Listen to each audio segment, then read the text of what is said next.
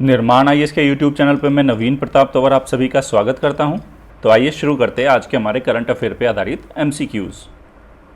आज का हमारा पहला प्रश्न है, देखते हैं पहला प्रश्न क्या है। निम्नलिखित कथनों पर विचार करें। पहला, कोई भी अनिवासी निकाय या कंपनी एफडीआई नीति के तहत प्रतिबंधित सेक्टर या गतिविधियों को छोड़कर भारत में निवेश कर सकती है। दूसरा, ऐसा देश जिसके साथ भारत की भूमि सीमा जुड़ी या मिली हुई है, उनके निकाय, कंपनी या नागरिक भारत में केवल सरकारी रूट के तहत ही निवेश कर सकते हैं। अब आपको बताना है कि उपरोक्त में से कौन सा ऐसे कथन भारत में संशोधित एफडीआई नीति के विषय में सही है। देखो, 2 दिन पहले बहुत चर्चा में थी ये न्यूज़। अब आपको बताना है कि ऑप्शन ए, बी, सी या डी में से सही उत्तर क्या है। और इस प्रश्न का सही उत्तर है ऑप्शन सी। ऑप्शन सी का मतलब ये हुआ कि पहला कथन भी सही है और दूसरा कथन भी सही है। तो देखिए पहला कथन क्या कह रहा है। इसमें लिखा है कि जो अभी हमने जो भारत में संशोधित एफडीआई नीति लेके आए हैं स्टूडेंट, हम 2 दिन पहले, इस शनिवार की बात है, ये संडे की बात, शनिवार की नहीं है, संडे की बात है। उसमें था न्यूज़पेपर में कि कोई भी अनिवासी निकाय या कोई भी कंपनी एफडीआई नीति के तहत अगर भारत में जो प्रोहिबिटेड सेक्टर है, मतलब जिसमें एफडीआई नहीं आ सकता या ऐसी कोई गतिविधि है, उनको छोड़कर भारत में निवेश कर सकती है। बिल्कुल सही है।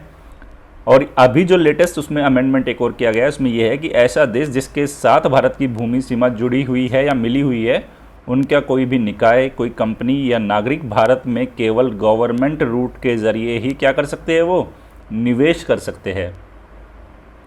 ये देखिए द हिंदू में प्रकाशित खबर है ये संडे वाले की, government node mandatory for FDI from neighbouring countries. तो ये न्यूज़ है, मैं आपको नेक्स्ट स्लाइड पे दिखाता हूँ ये न्यूज़ क्या है। अभी जो उस पर बेस्ड स्टेटमेंट थे 1 और 2, वो मेरे इसी कटिंग पे बेस्ड थे।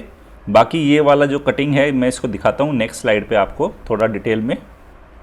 ये देखिए, China's economic footprint in India. ठीक है, देखो चाइना से जो धीरे धीरे इंडियन इकोनॉमी में उसका जो फुटप्रिंट है बढ़ता जा रहा है। जैसे कि आप देख सकते हैं यहाँ लिखा है, Chinese investment in Indian increase from 1.6 billion in 2014। मतलब 2014 में जो चाइना का निवेश भारत में कितना था, 1.6 बिलियन डॉलर। वो 2017 में जाके कितना हो गया, ये देखिए, ये हो गया 8 बिलियन डॉलर। मतलब 3 साल में ही 5 गुना बढ़ गया है ये। ठीक है, according to a Brookings India report, the investment span a range of sector with a significant share in the startup space. मतलब अलग अलग सेक्टर्स में उसका निवेश है और जो हमारा स्टार्टअप सेक्टर है उसमें भी काफ़ी मतलब सिग्निफिकेंट रोल है चाइनीज़ इन्वेस्टमेंट का। जैसे कि आप देख सकते हैं, मैं आपको दिखाता हूँ यहाँ पे, ये देखिए, banking unicorns many Indian unicorns, अर्थात स्टार्टअप विद वैल्यूएशन जिनका 1 बिलियन डॉलर से जिनका मूल्य है, ऐसी startup have a Chinese investor. उनमें किनका, चाइना का निवेश है। The chart depicts the estimated investment by Chinese companies in select startups. तो भारत में जो कुछ स्टार्टअप है उसमें चाइनीज़ कंपनी का जो रोल दिखा रहा है, आप देख सकते हैं इस वाली साइड पे मिलियन डॉलर का निवेश है और इस इधर है ये कंपनियां। तो आप देखिए स्नैपडील में कितना है, 700 मिलियन डॉलर का निवेश है चाइनीज़ कंपनी का। और उसके बाद देखिए ओला में ये भी 500 मिलियन डॉलर। स्विगी में देख सकते हैं आप 500 मिलियन डॉलर है। paytm.com, Flipkart, big basket, Zomato, hike, Paytm mall. ठीक है, इन सब में आप चाइना के निवेश को देख सकते हैं। अब ये देखिए 2016, 17, 18 और 19 में कितना मिलियन डॉलर क्या आया है चाइना का निवेश। किन किन सेक्टर्स में आया है आप देख सकते हैं, इंफ्रास्ट्रक्चर में आया है, कंज्यूमर गुड्स में आया है, एनर्जी सेक्टर में आया है, रियल एस्टेट में आया है, ऑटोमोबाइल में आया है। तो आप देख सकते हैं 2016 के अंदर ही आप देख सकते हो लगभग 5,500 मिलियन डॉलर के करीब क्या आया, इंफ्रास्ट्रक्चर सेक्टर में निवेश आया है चाइना से। 2017 में देख सकते हैं, 18 में देखो, 19 में तो सेक्टर्स काफ़ी डाइवर्सिफाइड हो गए। जैसे ये रियल एस्टेट में भी आया, उसके बाद आप देख सकते हो ऑटोमोबाइल में भी आया। ये ग्रीन वाला किसको दिखा रहा है? कंज्यूमर गुड्स को दिखा रहा है। और ये जो ब्लू है ये इंफ्रास्ट्रक्चर में आया। तो काफ़ी डाइवर्सिफाइड इन्वेस्टमेंट आ रहा है चाइना से, ये बात आप ध्यान रखना। तब चाइना का जो फुटप्रिंट बढ़ रहा है इंडियन जो मार्केट में, इंडियन इकोनॉमी में, उसको ध्यान में रखते हुए अभी जो भारत ने क्या है, एफडीआई नीति में संशोधन किया है। आगे चलते हैं। ये देखिए, आज देख सकते हैं 18 अप्रैल की ये पीआईबी में भी प्रकाशित खबर है कि सरकार ने कोविड-19 महामारी के कारण भारतीय कंपनियों के अवसरवादी अधिग्रहण को रोकने के लिए मौजूदा एफडीआई नीति में संशोधन किया है। देखो, कोविड-19 के चलते जो इकोनॉमिक क्राइसिस की सिचुएशन पैदा हुई है, उसका कोई अपॉर्चुनिस्टिक क्या बेनिफिट ना उठा ले कोई अन्य देश, उसको ध्यान में रखते हुए ही सरकार ने एफडीआई नीति में संशोधन किया है।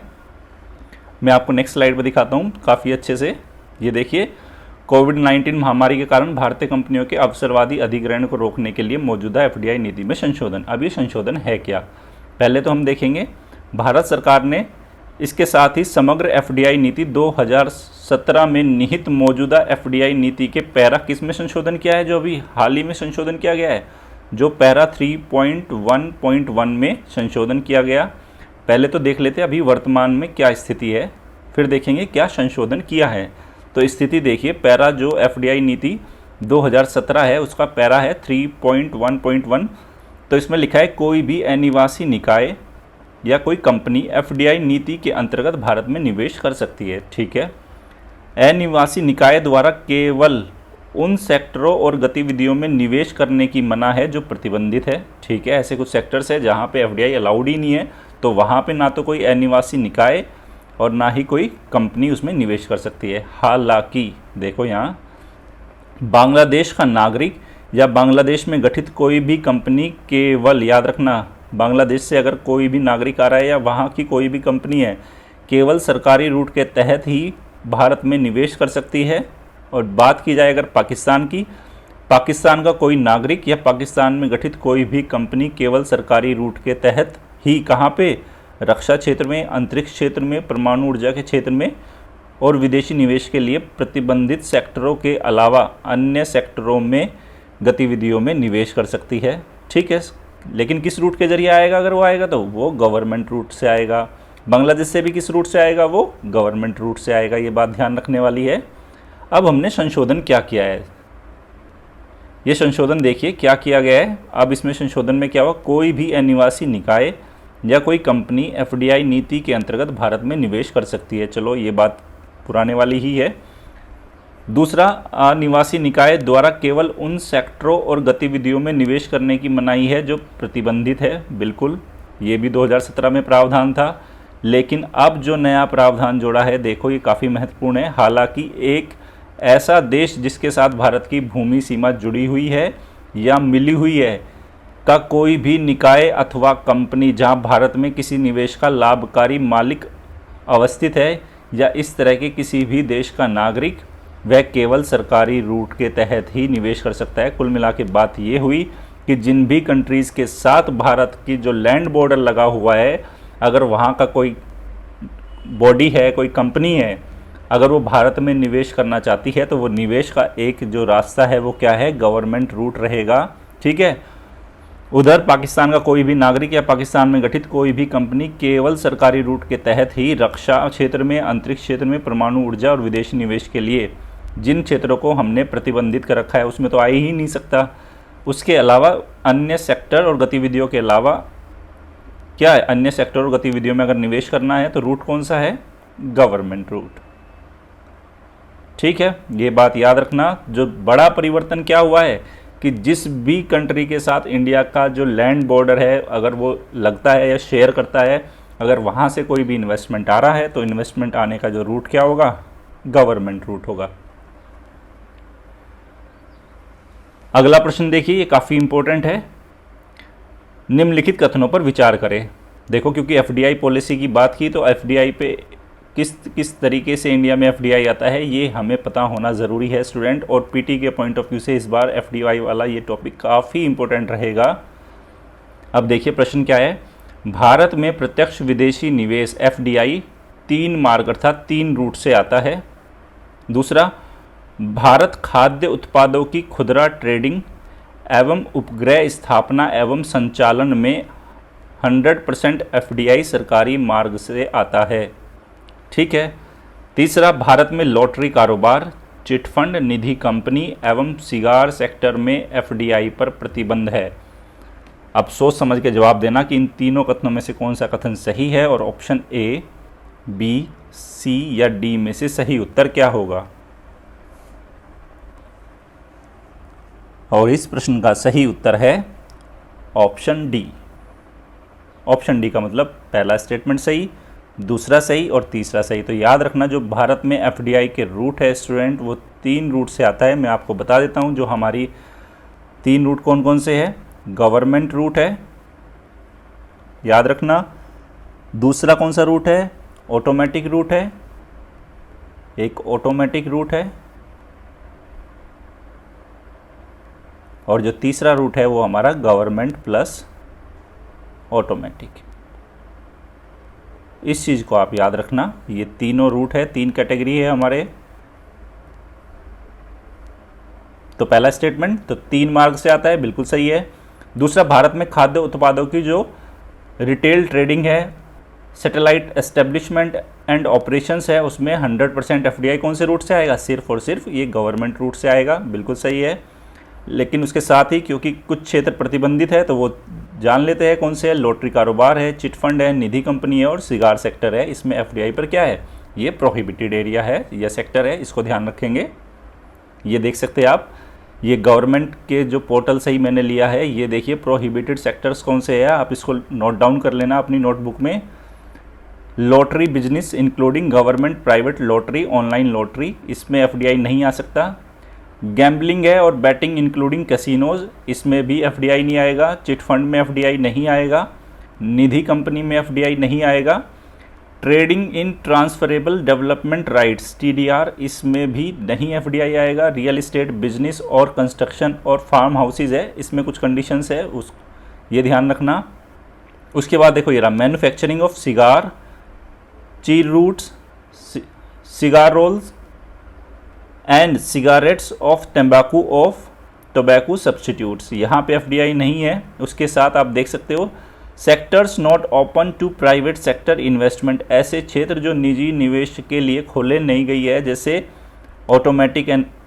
एटॉमिक एनर्जी हो गया, रेलवे ऑपरेशंस हो गया, other than permitted activities mention under the consolidated FDI policy. मतलब जो एफडीआई पॉलिसी में जो भी कुछ एक्सेप्शंस है उनको छोड़ के इन क्षेत्रों में भी जो एटॉमिक एनर्जी है, रेलवे ऑपरेशंस है, इनमें भी एफडीआई क्या है, प्रोहिबिटेड सेक्टर है। ये लिस्ट आप नोट कर लेना पीटी के पॉइंट ऑफ व्यू से, ये 8 के 8 सेक्टर काफ़ी इंपॉर्टेंट रहेंगे। उसके बाद देखिए, देखो बैंकिंग और पब्लिक सेक्टर में अगर एफडीआई आता है तो 20% अलाउड है, वो भी किस रूट से, गवर्नमेंट रूट से। डिजिटल मीडिया कहाँ कब तक, अप टू 26% तक एफडीआई अलाउड है, वो भी कौन सा रूट है, गवर्नमेंट। उसके बाद देखिए print media, publishing of newspaper, periodicals, Indian editions of foreign magazines dealing with the news and current affairs, वो कितना % एफडीआई अलाउ है, 26%। और ऊपर रूट देख लेना स्टूडेंट, साफ साफ लिखा है गवर्नमेंट रूट है ये। Broadcasting content service 49%, multi brand retail trading 51%। ठीक, अब ये देखिए core investment company 100%, food products retail trading, देखो ये मैंने ऑप्शन बनाया था, खाद्य उत्पादों की जो खुदरा ट्रेडिंग है उसमें 100% गवर्नमेंट रूट से आएगा। Mining and mineral separation of titanium bearing, ऐसे जो मिनरल्स जिसमें क्या है, टाइटेनियम है, and ores its value addition and integrated activities, इससे जुड़े हुए क्षेत्र और गतिविधियों में कितना है, 100% गवर्नमेंट रूट से। प्रिंट मीडिया है जिसमें publication printing of scientific and technical magazine है, स्पेशलिटी जर्नल्स है, पीरियोडिकल्स हैं, ठीक है, एडिशन ऑफ फॉरेन न्यूज़पेपर्स है, उनमें भी 100% है, लेकिन किस रूट से, गवर्नमेंट से। और सैटेलाइट एस्टेब्लिशमेंट एंड ऑपरेशन, उपग्रहों की स्थापना और उनके संचालन के क्षेत्र में 100% एफडीआई है, लेकिन रास्ता कौन सा है, गवर्नमेंट रूट का है, इस बात को आप ध्यान रखना। अगला प्रश्न है और इसको इम्पोर्टेंट नोट करके रखेंगे प्रीलिम्स के पॉइंट ऑफ व्यू से। देखो प्रश्न क्या है, अम्बुकुथी पहाड़ियों के संबंध में निम्नलिखित कथनों पर विचार करें। यह केरल के वेनाड जिले में अवस्थित है। दूसरा, यहाँ पर 3 प्राग ऐतिहासिक गुफाएं इडक्कल गुफाएं अवस्थित है। आपको बताना है कि अम्बुकुथी पहाड़ियों के बारे में इन दोनों कथनों में से कौन सा कथन सही है और ऑप्शन ए, बी, सी या डी में से सही उत्तर क्या होगा।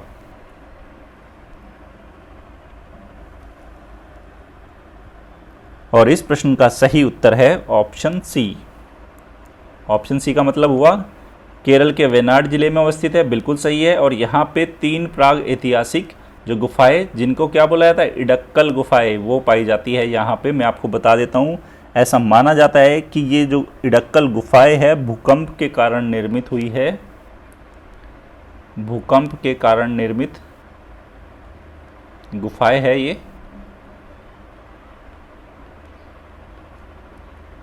अब ये देखिए, द हिंदू में प्रकाशित खबर है कि huge crack develops on Ambukuthi hills in Kerala. Kerala की अम्बुकुथी हिल्स में काफ़ी बड़ा क्रैक डेवलप हुआ है।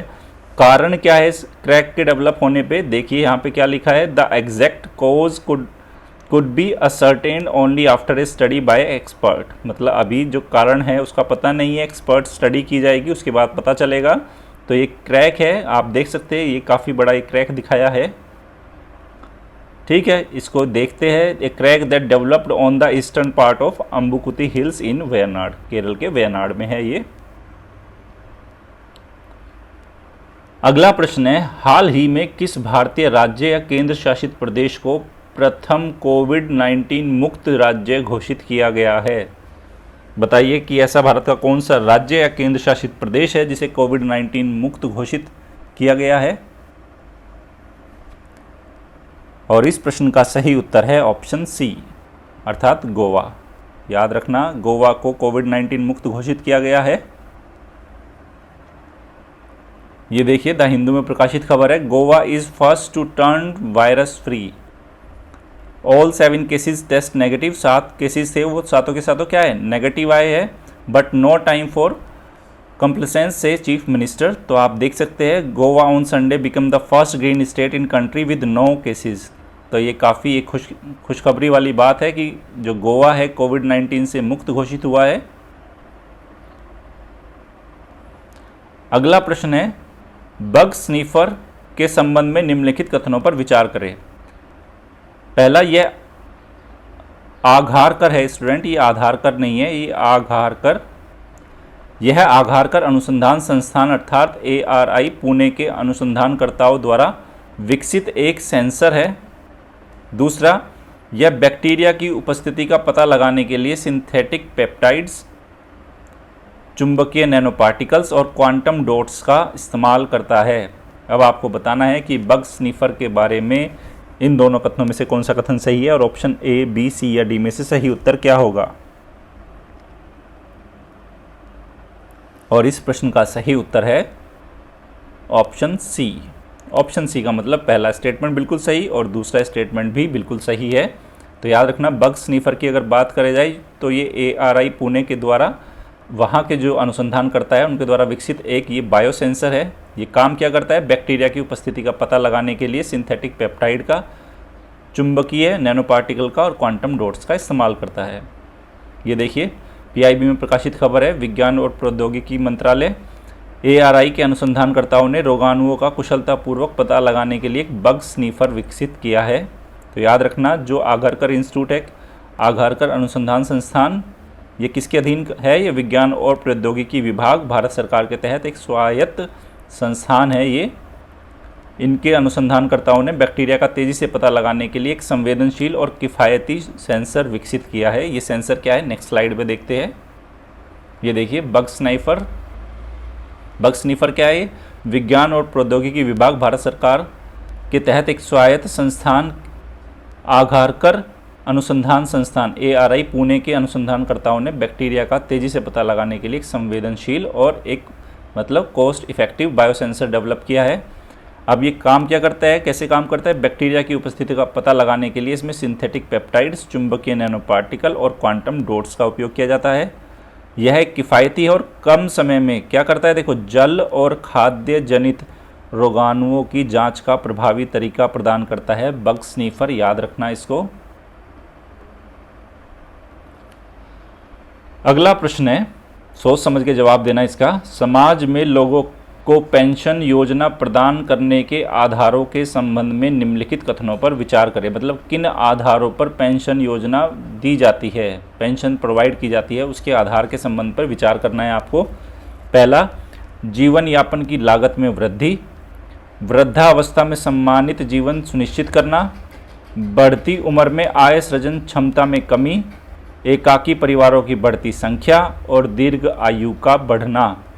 तो आपको बताना है कि उपयुक्त में से कौन सा या से कथन पेंशन योजना की आवश्यकता की मांग करते हैं। मतलब क्यों एक पेंशन योजना होनी चाहिए, इन पांचों में से क्या वो आधार है जो ये बताते हैं कि हाँ पेंशन योजना ज़रूरी है। सोच समझ के जवाब देना स्टूडेंट। ए, बी, सी या डी, क्या होगा सही उत्तर।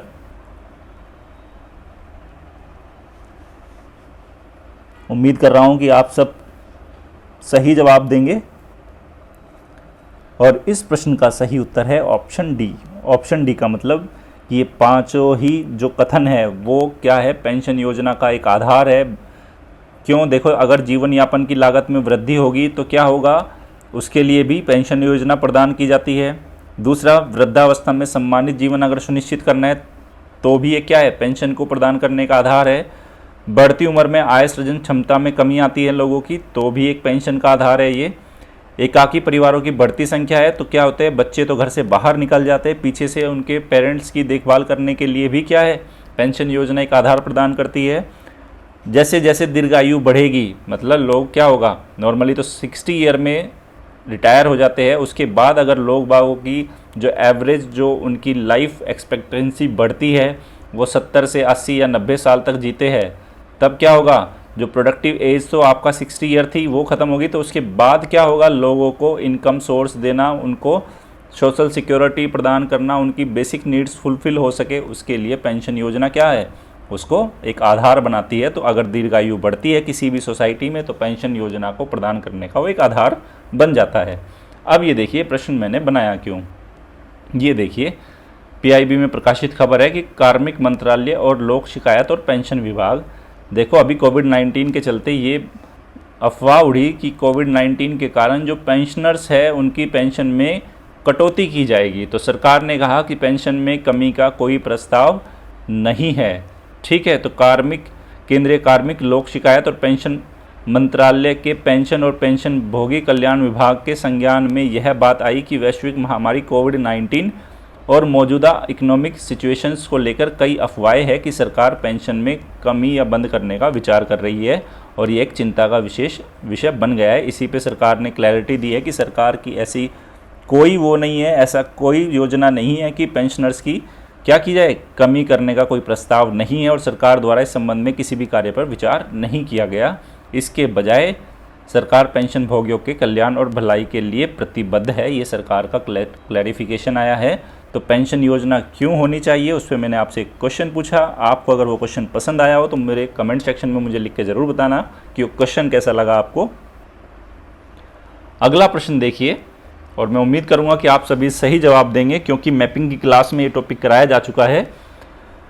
निम्नलिखित द्वीपों को उत्तर से दक्षिण दिशा क्रम में अवस्थित कीजिए। मतलब ये नॉर्थ से साउथ की ओर जाना है, तो सही ऑर्डर बताना है कि कौन नॉर्थ में है, फिर साउथ, फिर लास्ट में कौन सा आएगा साउथ में।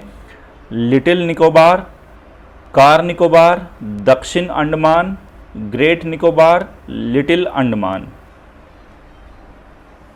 बताइए कि ऑप्शन ए, बी, सी या डी में से सही क्रम क्या है इन द्वीपों का उत्तर से दक्षिण की ओर। और इस प्रश्न का सही उत्तर है ऑप्शन ए। ऑप्शन ए का मतलब क्या हुआ, सबसे ऊपर क्या है, दक्षिण अंडमान, साउथ अंडमान, उसके बाद लिटिल अंडमान। आपको याद हो तो लॉकडाउन मॉड्यूल में मैपिंग वाली क्लास में कराया है मैंने ये टॉपिक। उसके बाद क्या है, कार निकोबार, बहुत अच्छे से मैप बना के हाथ से ड्रॉ करके मैंने समझाया था। फिर आएगा लिटिल निकोबार। देखो इस टाइप के क्वेश्चन पूछे जाने की पूरी संभावनाएं रहती है स्टूडेंट प्रीलिम्स में। और उसके बाद क्या आएगा, ग्रेट निकोबार। अगर आपको याद हो, मैंने आपको कुछ चैनल भी बताए थे, 10 डिग्री चैनल, ठीक है। तो आप मुझे अगर चाहो तो बता सकते हो कि 10 डिग्री चैनल किन के बीच में है, डंकन पास किसके बीच में है, ये सब आप मुझे कमेंट सेक्शन में लिख के बताना। अगला प्रश्न है आर्टिफिशियल इंटेलिजेंस, जिसको AI भी बोला जाता है, का अनुप्रयोग निम्नलिखित किस क्षेत्र में किया जा सकता है? वित्तीय क्षेत्र, मौसम पूर्वानुमान, अंतरिक्ष क्षेत्र, उड्डयन क्षेत्र और बाहरी उद्योग। अब आपको बताना है कि ऑप्शन A, B, C या D इनमें से किन क्षेत्रों में आर्टिफिशियल इंटेलिजेंस का इस्तेमाल किया जा सकता है। सोच समझ के जवाब देना। और इस प्रश्न का सही उत्तर है ऑप्शन D, अर्थात फाइनेंशियल सेक्टर में, वेदर फोरकास्टिंग में, स्पेस सेक्टर में, एविएशन सेक्टर में और इंडस्ट्री सेक्टर में, सभी में आर्टिफिशियल इंटेलिजेंस का इस्तेमाल किया जा सकता है। आज का हमारा अभ्यास प्रश्न है, देखिए अभ्यास प्रश्न क्या है। देखो स्टूडेंट, मैं आपको बता देता हूँ, मंडे से सैटरडे हमारी क्लास रेगुलर होती है। मंडे से सैटरडे, संडे की छुट्टी होती है, लेकिन संडे के दिन जो इम्पोर्टेंट टॉपिक जो न्यूज़पेपर में आता है, चाहे वो द हिंदू में आए या इंडियन एक्सप्रेस में आए या वो PIB में आए, उसको हम मंडे वाली क्लास में उसको कवर करते हैं। तो कुल मिला के हमारे जो इस प्रोग्राम है, ये डेली MCQ की सीरीज़ है, इसमें पूरा 7 के 7 डेज़ कवर होता है हमारा। मंडे से संडे सारे टॉपिक कवर किए जाते हैं, ठीक है। तो जितने भी इम्पोर्टेंट टॉपिक है वो कोई भी नहीं छोड़ा जाएगा। आपके प्रीलिम्स को लेके निर्माण टीम पूरी कमिटेड है, ये ध्यान रखना आप। अब ये देखिए आज का अभ्यास प्रश्न क्या है, निम्नलिखित कथनों पर विचार करें। मेरीन राष्ट्रीय उद्यान छत्तीसगढ़ लिखा है इधर A, इंद्रावती राष्ट्रीय उद्यान, फिर पापीकोंडा राष्ट्रीय उद्यान और वन विहार राष्ट्रीय उद्यान इधर लिखा है छत्तीसगढ़, आंध्र प्रदेश, गुजरात और मध्य प्रदेश। अब आपको बताना है इनका सही मिलान क्या है, अर्थात मेरीन राष्ट्रीय उद्यान किस राज्य में है, इंद्रावती किस में है। तो option A, B, C, D, आप इनमें से जो भी सही मिलान होगा आप मुझे कमेंट सेक्शन में लिख के ज़रूर बताना। 18 अप्रैल के अभ्यास प्रश्न में मैंने आपसे एक प्रश्न पूछा था। वो प्रश्न था international centre for genetic engineering and biotechnology के संबंध में निम्नलिखित कथनों पर विचार करें। यह एक अंतर सरकारी संगठन है जिसे वर्ष 1983 में संयुक्त राष्ट्र औद्योगिक विकास संगठन की परियोजना के रूप में स्थापित किया गया। दूसरा, यह सतत विकास को बढ़ाने के लिए उद्योगों को प्रशिक्षण, अनुसंधान एवं प्रौद्योगिकी हस्तांतरण उत्कृष्टता केंद्र के रूप में कार्य करता है। अब आपको बताना था कि इसमें ऑप्शन A, B, C या D में से सही उत्तर क्या है, और इस प्रश्न का जो सही उत्तर है वो है ऑप्शन C। ये दोनों ही कथन international centre for genetic engineering and biotechnology के बारे में सही है। निर्माण है इसकी daily current affair based MCQ की आज की सीरीज यहीं समाप्त होती है। अगर आपको ये सीरीज पसंद आ रही है तो हमारे YouTube चैनल को लाइक कीजिए, शेयर कीजिए और सब्सक्राइब कीजिए। धन्यवाद।